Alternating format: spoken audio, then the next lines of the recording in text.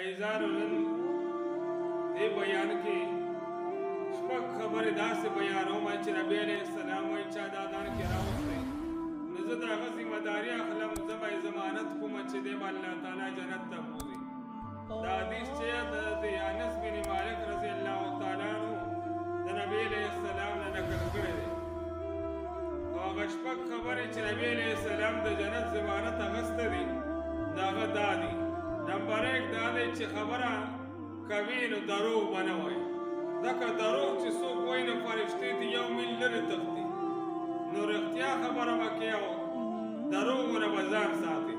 نو یو دا کار. نمبر 2 چې کله واده کوي نو د وعدې خلاف به نه کوي.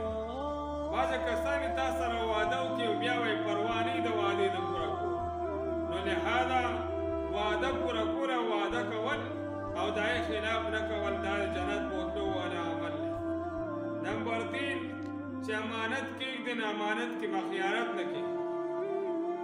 او نمبر 4 خپل د نظر ښکته ساتل، د نظر حفاظت کول، نظر ښکته ساتل او غلط نظر نه استعمالول. او 5 نمبر خپل د شرمګاهونو حفاظت کول، بې ځایه هغه نه هغه ښکاره کول. او 6 نمبر د خپل لاسونه او خپې وغیره اندامونه د حرام هغې نه بچ ساتل. نو لهذا رب الکریم هغه به دې جنت ته داخل کړي چې څوک دا اعمال کوي